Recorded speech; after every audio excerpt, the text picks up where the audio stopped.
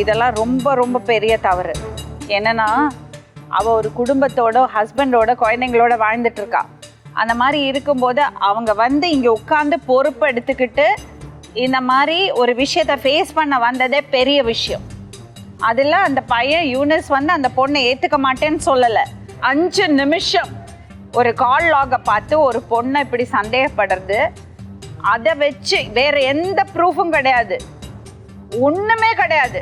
இவங்க சைட்லேருந்து பண்ணினது தவறு. என்னன்னா டிஃப்ரெண்ட் கம்யூனிட்டி தெரியும், லவ் பண்ணிட்டோம், கல்யாணம் பண்ணிட்டோம், நல்லபடியாக அதை சட்டப்படி பண்ணிட்டு குடும்பம் பண்ணுறது தான் கரெக்டு.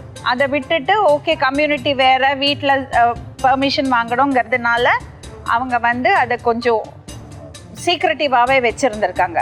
அப்படி கொடுத்துட்டாங்க, எல்லாம் பர்மிஷன் கொடுத்துட்டாங்க. இப்போ ரெஜிஸ்டர் மேரேஜும் பண்ணிட்டோம், அதெல்லாம் பண்ணியாச்சு. ரெஜிஸ்டர்மெண்ட் மேரேஜ் பண்ணால் அன்ஃபார்ச்சுனேட்லி இந்த கோவிட் டைமில் அது நடக்கலை. இப்போ இங்கே எனக்கு என்ன பிரச்சனை தெரியறதுன்னா 2 பெண்களுக்கு இடையில இருக்கிறது போட்டி.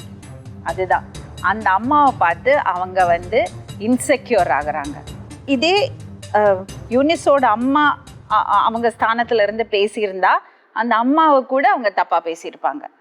அந்த ஒரு மைண்ட் செட் தான் அவளை இருக்கா. எவ்வளோ சொல்லி அவள் புரிஞ்சுக்கிறது இல்லை. உங்களுக்கு இவ்வளோ நாளாக அவளை பற்றி தெரியும். நீங்கள் ஏன் நினைக்கிறீங்க அவங்கள சந்தேகப்படுறாங்கன்னு? எதனால உங்க அண்ணிய சந்தேகப்படுறா? அதான் இப்போ அவங்க சந்தேகப்பட்டு நான் போயிட்டேன் பாருங்க, அந்த ஈவோ அப்படியே புடிச்சிட்டு உட்கார்ந்து அது நான் வந்துட்டேன்னு சொல்லி அவ ஏற்படுறா. இது சொன்னா இது அவன் தப்பால வாயிடா இதாயிட்டா அதே அப்படி புடிச்சிட்டு இருக்கறா. இவர்கிட்ட இல்லாத நான் அவர்கிட்ட என்ன நான் பார்த்தேன் சொல்லுங்க? உண்மையான லவ் பண்றவள அப்படி எல்லாம் பண்ண மாட்டா, புரியுதா? நானும் அன்மேரேஜ் தான், எனக்கு 8 வருஷம் ஆகுது. நான் அழகா என் புருஷனை பார்த்தா அவரும் நல்லபடியா பார்த்தாரு. எங்க லைஃப் நல்லா மெச்சூரிட்டியா போகுது. அப்புறம் இருக்கும்போது அவர் லைஃப்ல நான் எப்படி மேம் வர முடியும்? இப்போ இந்த பிரச்சனை ஆயிடுச்சு. அப்பத்துல இருந்து நான் வீட்டு பக்கமே கல்யாணம் ஆகி கூட மேம் எனக்கு 2 நாத்தனார் 2 மச்சனை. நான் பேசவே மாட்டேன். என் வேலை என்னவோ நான் என்னவோ இருப்பேன். அதாலே எங்க மாமனார் கூட இறந்துட்டாரு. 6 மந்த் ஆகுது இந்த பிரச்சனை. ஆமா, இந்த பிரச்சனால எல்லாமே யாருக்கிட்ட என் தங்கச்சி இந்த பிரச்சனை வந்து வரதுக்காக தான் எல்லாமே வந்திருக்காங்க. மற்றபடி நான் இப்ப தனியா தான் இருக்கிறேன். இப்ப நான் இந்த ஷோக்கு வந்து எனக்கு எவ்வளவு அசிங்கமா இருக்கு. கரெக்ட், நீங்க வந்தீங்களேம்மா அதே பெரிய கூட அதுதானே மேம் அவ சொல்லிருப்பா. 100% அவ சொல்லிருப்பா. அதுதான் விஷயம்.